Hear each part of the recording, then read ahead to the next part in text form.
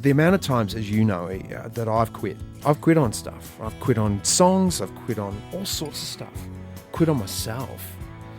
And we don't know where the end of the race is. To quit at the 99th metre of a 100-yard race, I don't know how many times I've done that, but I know I've quit before I got the end.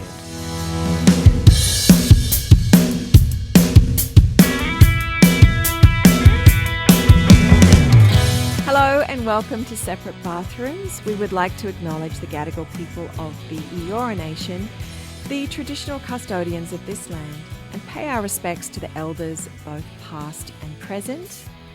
I'm Ali Daddo, and I'm not really on my own. I do have a special guest with me, but it is just me asking the hard-hitting questions. I'm here, by the way. I am here. I know. Now, I've known our guest for about coming up to 35 years. It's a long time to know someone. And he's very special to me. He's very special to a lot of people. He's very special to our children. His name is Cameron Daddo. And Cameron Daddo has a book out, and it's a fantastic book.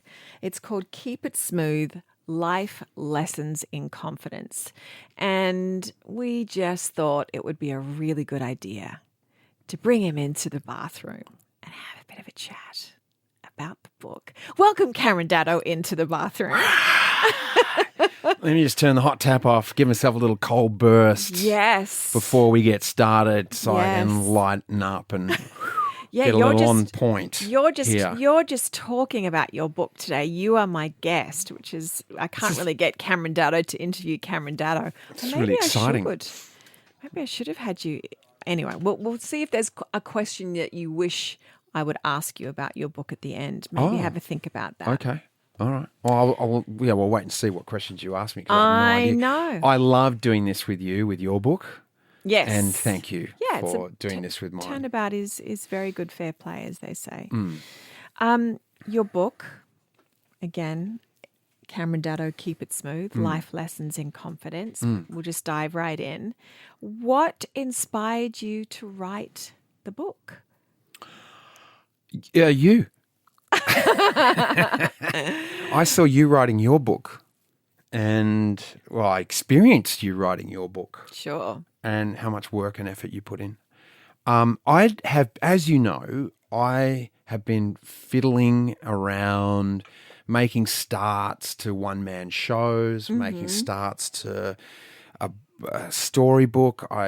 Did I even have a crack at writing a non-fiction book? A fiction book, rather. I think I did. I've certainly got a file on my computer that has followed me over, I don't know how many incarnations of Apple computers I've had, but it just seems to be there, of doing a book. And you did yours, and it reignited this idea for me to write a book. And then I thought, what am I going to write it about? Honestly, I haven't arrived at the place in my career where I thought I was going to get to at this age. Yeah. I haven't achieved the level of whatever it is, success that I thought I was going to do. So in order to write a memoir, I'm looking at people like Michael Caine or, I don't know, I love Robert Redford's autobiography, all these different people that have written autobiographies. And I thought, I'm not famous enough to do that. So I needed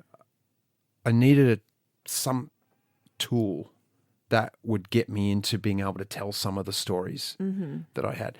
And it was our manager, Kathy Baker, said to me one day, gosh, I'd love to hear what you have to say about confidence. And I still remember the moment that she said it. I remember exactly where I was, and the hair on my arms stood up, and I went, that's your in. Yes. Because I have wrestled with confidence my entire life, and I can say that from my first memories, I'm wrestling with honesty, confidence all these things. So I thought, I can plug a number of stories so it can be entertaining at the same time as maybe not so much educational, but just experiential that the reader can go, oh, yeah, either have it as a story or maybe pick something up to have a takeaway from it. Yes. I know with the title of my book, I was nervous about it because it's called Queen Menopause, and I didn't want people thinking that I was claiming I was Queen Menopause, because as I keep saying, I always wanted women to feel like they were queen of their menopause. That's why that title exists. And I always have to feel like I've got to explain the title a little bit. Do you? Yeah. Do you feel like you have to explain your title in the sense that it's like it's not a self-help book about confidence because you've got it all together. It's exactly what you just talked about. It's your wrestle with confidence, how you take 2 steps forward, 3 steps back, and all the incredible stories that you've garnered from really well-known Aussies about their crisis of confidence. Right.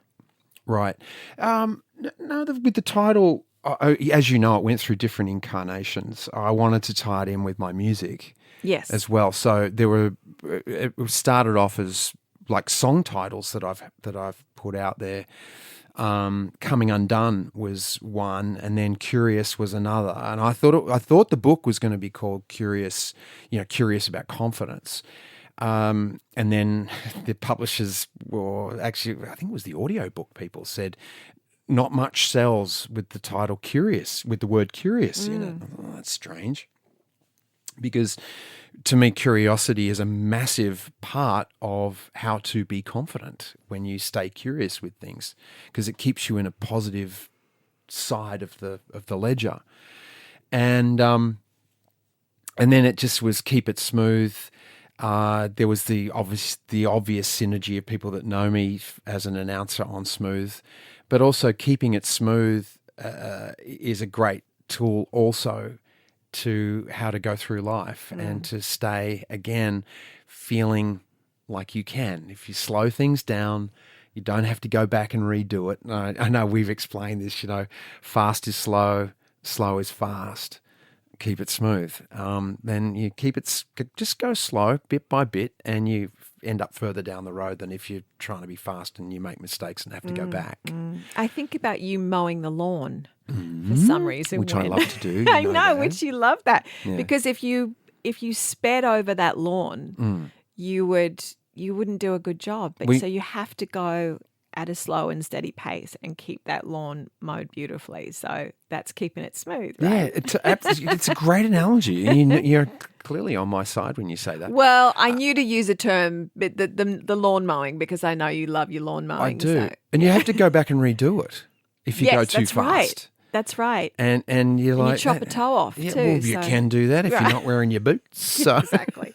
How much of your personal experiences, whether from your career or your personal life, is in the book? And was it challenging to distill it down to stories, to add the ones or delete the ones that you were like, oh, can't share that one?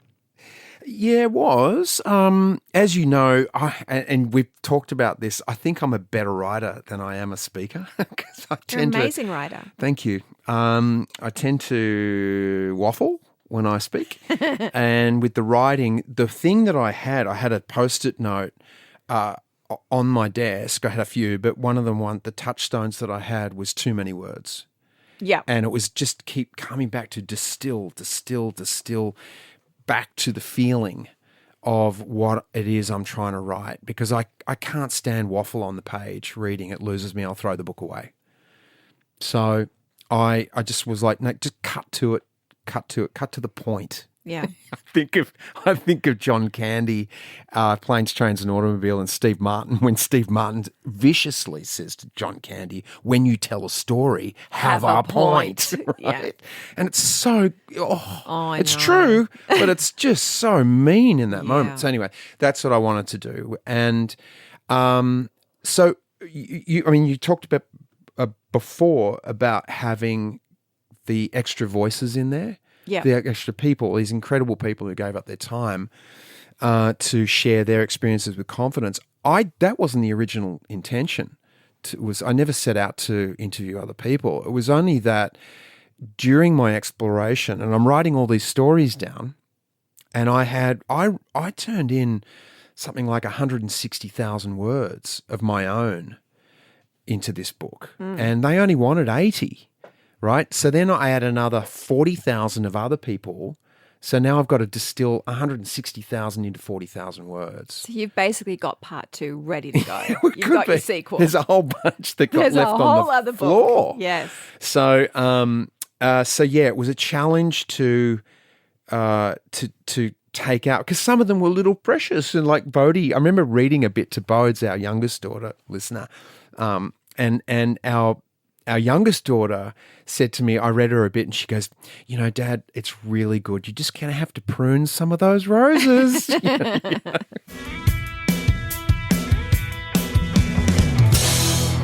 Yeah, I needed to cut out some of that stuff because it had to relate to confidence first. Right. Yes. There's nothing in that book that does not relate to how it affected my confidence. Yeah. Yeah. Yeah. You mentioned, the stories in the book and the contributors, and you've got people like Marsha Hines, Keith Urban, Heather Mitchell, dear friend. I know you love her. We all love her. You have pilots, and you've got principals of schools. You've got a huge football stars and the artistic director of the Australian Chamber Orchestra. Yeah, Richard. Just to name a few. So it's not about just having celebrities in there. You've gone across a cross section of life and jobs, all that you need confidence in order to do the job that You they would need think, to do. yeah, You right? would think. You would think, yeah. So why didn't you ask me? Because you're my wife. Okay, got it. Yeah. I don't know. It's okay. Put me on the spot. Are there sort of any particular stories or lessons from those contributors that really reflect your own journey with confidence? Oh, that's a great question. I think I got a little bit from everybody. Yeah. I really do. Ian Baker Finch, the professional golfer, champion golfer of the year in 1991, I believe. He was the champion golfer. He talks about having competence be in alignment with your confidence, or your, that's, to work on your competence level. And that's really important.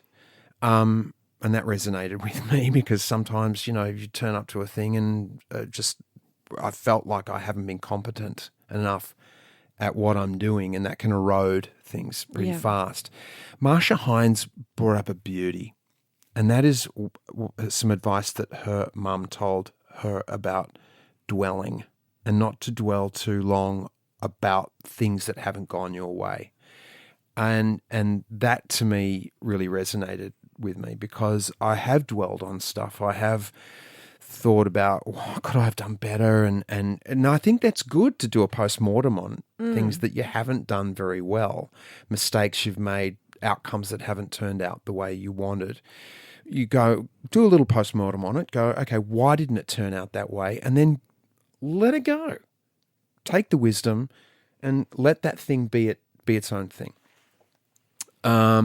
Keith Urban talked a lot about being curious, and understanding your value, that just because you might be good at something doesn't mean you're a dickhead, and not to lord that over someone. And he tells a beautiful story about he's the lead singer of a band that he was a guitar player for, and the guy goes, why don't you get out the front and, stand on the monitor and put your foot up there and be a rock star? And he goes, and Keith says, they'll think I'm a dickhead. And the guy, Rusty, says, are you?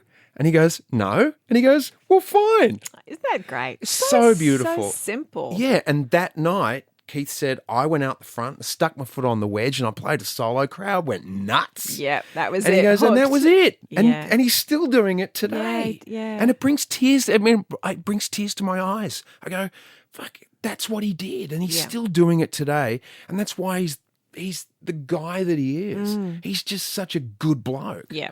Who loves what he does. Yeah. So, yeah, it's full of, the book is all those people, Fitzy, Michael O'Loughlin, Aaron, the anaesthetist, just great stuff. Scotty, the pilot, I chose people that I think need confidence. Like I fly in planes all the time. Well, the pilot's got to be there. I've been put under an anesthetic, knocked out. Jesus, that's a job. How does it work?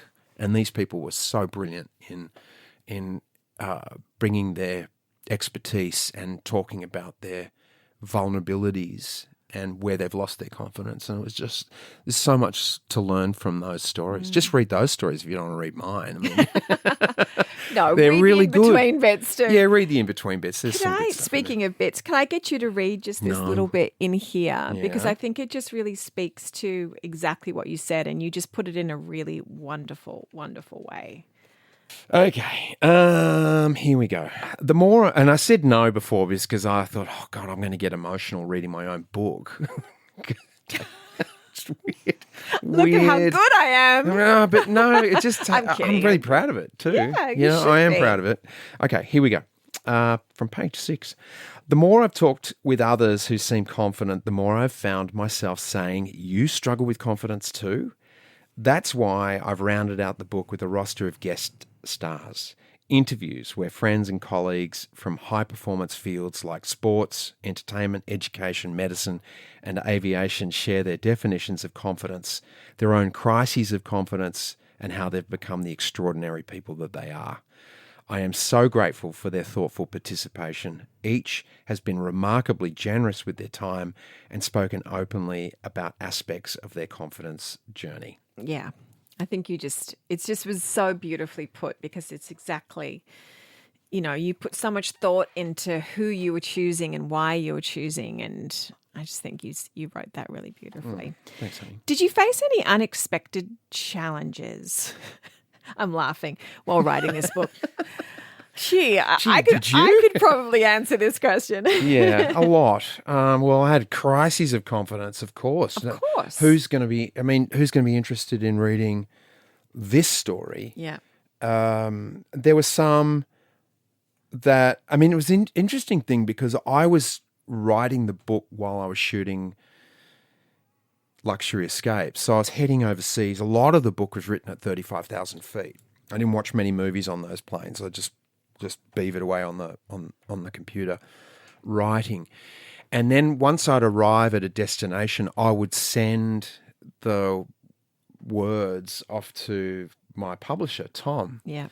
And then Tom would be, he'd make comments. He goes, this is great. We'll throw it in the pile. This is great. Oh, I love that bit, whatever. And then some of the things that I thought were fabulous, he was like, yeah, no, we'll put that in the next one. I'm thinking, what do you mean? What do you mean you didn't like That's this? my best story. Yeah, that bit about Tom Cruise and the whole thing. That was really funny on the aeroplane and Maverick requesting a flyby and stuff. And it's like, nah. So then I thought, oh, I'm shit. Oh, I'm a shit writer. That's not worthy of it. How did you overcome those thoughts? Oh, I just kept little by little, which is where I came up with the idea of doable chunks. And what I mean by that is instead of looking at the end of the road of the thing that you want to achieve, the podium or the cash, whatever it is that you're going for, know that that's at the end of the road, your intention. But if you just, how you're going to get there is break it down into doable chunks and small doable chunks so that you can actually achieve it. And then you move on to the next one. So that's how I got through. I was like, no, you've said you're going to write a book. And the amount of times, as you know, that I've quit on stuff. I've quit on songs. I've quit on all sorts of stuff. Quit on myself. And we don't know where the end of the race is. So to quit at the 99th metre of a 100-yard race or 100-metre race, I don't know how many times I've done that, but I know I've quit before I got the end. And I wasn't going to do that with this. Because people were keeping me accountable. I talked about in my men's team, I'm writing a book. And part of that being in that men's team was being accountable. I told my manager, Kathy Baker, I'm writing this book. Obviously you knew. The kids knew. So it was really important that I finish. So I had to break it down into doable chunks. And look what happened. You know, there it is, it's sitting. It's in the bookshelves. You did it. I did it. You did it. And it feels great that I did it. Yeah, of course. It's a massive achievement. That's what I was saying, you know, I've said all along, just the achievement is writing it and getting it. That's the achievement. Where it goes from there, it doesn't really matter. But just the fact that you've achieved finishing a book, I think, and I feel like that way for anyone who's written a book. Yeah. You know, there are incredible writers and books out there that don't make any money at all, that people will never get to read, but they're brilliant. And it's just the art of writing, and being able to do that, I think, is really amazing. How do you feel writing compares to your work in acting and music? Was it a different experience for you in writing this book? Yes, it was different. It's still storytelling as such, but it is actually pure storytelling, because I know that when I've read books, my imagination fills in. You know, we've all read a book and then gone to see the movie, and it's like, it's not what I. No, I mean, how many times have you heard? I prefer the book. Oh yeah, because it's very rare that people say I prefer the movie. Yeah, very rare. Yeah, you know, I think the Harry Potter movies came pretty close to they did pretty well. Emulating what was on the page for me. It was terrific. So it was a great challenge for me to, and I loved this challenge of getting down on the page what was happening and what I was feeling, like those moments of stuttering in the classroom, having to give a test result, or with Big River, or, you know, in America later on, those sort of stories. Really important for me to be succinct and give the most honest portrayal of what I was doing, and then allowing the reader to, you know, have their own, to leave it open for that. So with acting is really about playing a completely different person. So you're never Cameron Daddo when you're acting, you know, but this, you have to strip away everything to the core of Cameron Daddo and write from there. Correct. Yeah. I mean, I had your example in my mind. I had a couple of other guys. There's a couple of guys. One bloke who runs a charity called Spoke to a Bloke, Scotty. He goes, "I'm not gonna read your book if it's fig jam." You know, No, I've never heard that term. Fuck, I'm good. Just ask me. Oh, It's wow. an anagram. Yeah, fig jam I've never heard that. yeah. Fuck, I'm good. Just ask me. So That's I don't fig like jam. fig jam very much. Fig jam. Okay. He's like, I don't. Yeah, I quite like fig jam. Yeah. But no, I don't want to be fig jam. Yeah, got it. You know, he goes, you got to make this raw, don't you? And I said, yeah, that's the whole point. That's the whole exercise. So it was really important to do that and to be just cut it as honestly as I can. The therapist I was seeing at the time, you know, I gave her a couple of things to read, and she said, you don't need to splay yourself open this much. So it's kind of like in acting sometimes with, you know, in an emotional role, it's better to hold back the emotion, be seen to be fighting the emotion rather than just splaying it out and look at me, I'm crying, I'm feeling something, where the audience is going, I don't feel anything. But we actually feel a lot watching that person fighting the tears, because I think that's a more natural response of a human response, is to hold the tears back and do everything. I'm not going to let you see me cry. Well, I'm going to say Emma Thompson, Love Actually. What a scene. That scene. People talk about that scene so often because it's a woman keeping it together while she's had the worst news of her life. Yeah. And it is so powerful and it was so genius, and she's just the best actress. And it's such a vivid memory for so many people who've watched that film. Absolutely. So, I mean, there's a whole acting school around it, is not to show any emotion and you allow the audience to fill in the blanks, which is kind of like what reading is anyway. As a writer, you're writing the guide track, you know, and you're taking the audience on this journey. I'm thinking about that movie, The Dry, the book The Dry, which I loved. Brilliant. It was like I'm following this narrative along, and I'm filling in I know this bush, I know this creek, I know I know I'm seeing this. So, yeah, it's a different. I really enjoyed it, and so with acting, it's a given set of circumstances that I am playing as part of a bigger story, and I feel the same way when I'm singing on stage and with my guitars and telling the story or a narrative within a song and the music. That's why I love what I do. I love this business of entertainment, and that's why I've done. I guess, gosh, I'm answering other questions you haven't even asked me, but see, I like to distill. But it's why it's so varied, because I love telling a story. Yeah.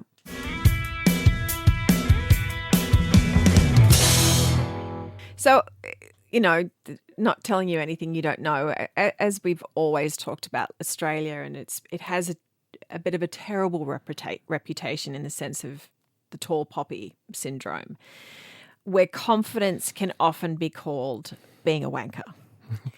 So what's the difference to you between confidence and being a wanker? Is that the fig jam? I think fig jam is being a wanker. Yeah, sure. Yeah, obviously. No, I think with confidence comes a certain amount of humility and modesty, because I think a truly confident person does not go out of the way to show people and tell people how good I am. That's not what confidence is. And I think it's that person that can walk into a room and know their value, know who they are. They don't feel the need to speak up or speak. It's not like, here, notice me. They don't need that kind of validation. So, we could go down a whole spire or tunnel of psychology here around it. But I think the truly confident person is someone that knows their value and is humble and steps up when they're called upon to step up. Yes, I can do that. Here's what I know. Here's what I understand, without belittling anyone else around them, without having to dominate, without having to prove themselves to be right. It's just like, yeah, okay, you have your say. I mean, I think that the mark of a truly mature person is someone who can actually not look at someone else who's telling a lie and feel the need to go, you're a liar. You just go, you just be quiet and no, and move on. So it's just that quiet humility is a massive part of it. Know when to step up, know when to step in, and do it with grace. Yeah. It's a bit of a curly question I'm going to ask you. You're asking a question about our dog? Yes, a bit of a curly one. So women, I'm so grateful that you have women in your book telling their stories of confidence as well. And I know that was something I was really... on me. On you. Yeah. Please have women in there. I love that you're on me. Yeah. Because women are really challenged often with being seen as confident. Yeah. They're often targeted as bitchy or wanting to be a man if they're confident. What did you learn about, or what did you learn from the women you interviewed about confidence? I loved Elisa Healy, Australian cricket captain. Yeah. What she had to say about it, because she's been part of junior cricket since she was, a youngster. And she just went about her business. She just played with the boys because that's what she did. And she got good, and she was better than, I think she was the wicketkeeper for the first 11 at her school and got the position over one of the boys. And she was accepted by the boys, by the other players, because they knew she was just that good. But she wasn't overt about it. And I think that was a great lesson for anybody with confidence. If you're not, or to have, just again, know your value and know what you do. I wonder though, if she, sorry to interrupt you, I wonder if she was told, oh, you play just like a boy.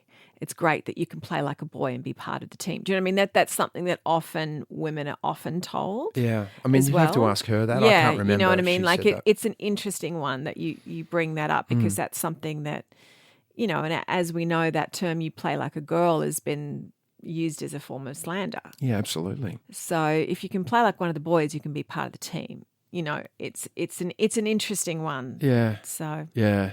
I think it's just allowing people to be what they are. And I get why, you know, I think of Margaret Thatcher, the Prime Minister of England, and how she was known as the Iron Lady and tough. And Julia Gillard came across often sometimes as tough. And it's this whole men and women thing, and men want the woman to be nurturing, and when they're called upon to make decisions and be tough, it's like men jar, especially old school guys. It jars them because they don't expect that. They're not used to that. So yeah, it's a tricky one, but I think it's so great, the shift. But now we're having these women, and wonderfully strong women who are like yourself, you know, vulnerable and that to me, and okay with that. And I think when you're okay and you're accepting of where you're at, it does. There is a strength in that.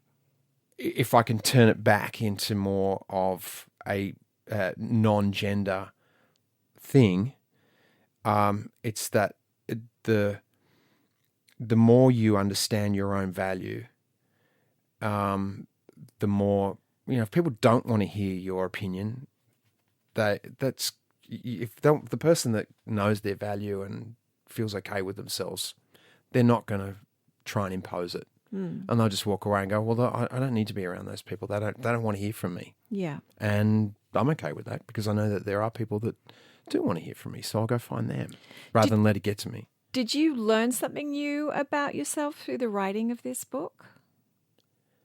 I learned to, I think, quieten down, Oh, cool my jets. yeah. You know, I've been so critical of myself, and I talked a bit before about stopping before the race is over or the task is done because of my self-criticism. Has getting to that finish line, as you said, you've written the book is out there. Has that given you confidence because you see that you've actually finished a project? Yes. Yeah.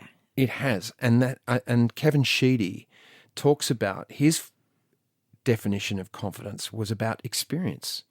So when he coaches people, young footballers, boys and girls, he's taking them out to do all these different experiences. I read that. Yeah, Yes, like- I take them to the museum.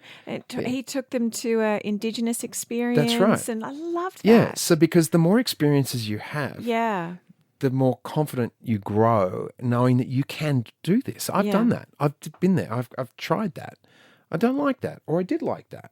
And so, yes, in terms of like, you finished a book, I can always look back at that moment and go, mate, you did that. You worked. You can call on that. Hours and go, and you wrote a book. Yeah. And so you can't lie to yourself and tell yourself that you can't do X, Y, and Z, Yeah, but you because don't finish. you've done it. That's exactly So right. Yeah. just small steps, do it.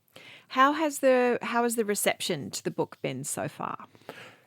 I think pretty good. Yeah. You know, I haven't spoken to a lot of people who have read it. I know some people who have sent me DMs on Instagram and things who have read it and enjoyed it. I haven't had too much of that response. So I must be honest. I don't really know. I know my dad loved it. I know he did, and my And your dad dad loved it. loved it. In fact, it's currently doing the round at his retirement home. So his version. I want them to go out and buy their own copy. Damn it! So it's big in the retirement age. Yeah. No, that's it's my dad reads. He's a prolific reader, and he really loved it. And it really took him by surprise in a wonderful way. So he's been talking about it so much. That's why people want to read it. Yeah, and it's very kind. And I know John Bell, who is an actor, for those listening who don't know, John Bell's Australia's most, I would say he's our national treasure in Shakespearean theatre, Bell Shakespeare Company. John read it. And he's written a book himself, 3 books, I think. And he sent me a most beautiful note and finished it with, "You really are a very good writer." And so that was like, ooh, okay, Yeah. I'll take that. From Thanks, John Bell? Thanks from John Bell. Absolutely. Yeah. And finally, what messages do you hope readers take from the book? I think the message in the book is that I think our creator put us here to feel and experience things. I think we're meant to feel confident. We're also meant to feel a little anxious and a little bit maybe cautious because we don't feel that we might be able to achieve what it is we want to do. And that's normal. And I think the message I want to put out there with the book is that we all deserve to feel confident at some point, and yet we are all experiencing that feeling of not being confident because we don't know. The point is to take action. The point is to we'll start with curiosity, and then of feeling value. So if you're curious and you have love for yourself, you feel value for what you have, and then you take action. As a result of those 3 things, you can That's feel the confident. special sauce. That's the mix. Sauce. That's it. I called that the confidence wheel. Yeah. Those 3 things, and you can jump in at any place on that wheel. Right. Of and grow. curiosity, and of it all self-love. ends up in the same place. It has to have action in it, though. Yeah. Yeah. We have to take action, and that's often the hardest thing. So do it in a doable chunk. Yeah, I think, do you need a T-shirt with doable chunks on it? I don't know if it reads that well, does it? When I see chunks, I'm like, oh, that's just like, whoa. But doable bits, doable chunks. Bits, doable steps. Yeah. Small steps. Well, Cameron Daddo, the book is Keep It Smooth, Life Lessons in Confidence. Thanks for joining me here in the bathroom. It's my first podcast about the book. Is it? This is my first one. It's a world first. It is a world first. Yes. So, yeah, thanks so much. And it's going to look so good in Christmas stockings. Isn't it? Right? It's a beautiful looking book. It's summer. It's blue. honestly, listeners, it is such a good book. I'm not just saying that. It is a delightful, rollicking read of some amazing stories from Cam and how he puts it all together. Amazing stories from other people. It honestly is such a good read. So do yourself a favour. Go buy the book. Download it. You'll be able to... you haven't done the voice. I haven't done the audiobook yet. But it is coming. Yeah, it's coming. Yeah. It'll be in our read it on next your year. Kindle, whatever. Yeah. It's a good summer read. Yeah. So thanks, honey. Thanks for joining us here in the bathroom. Thanks, Pistol. Okay. Thanks for listening, everyone. Bye.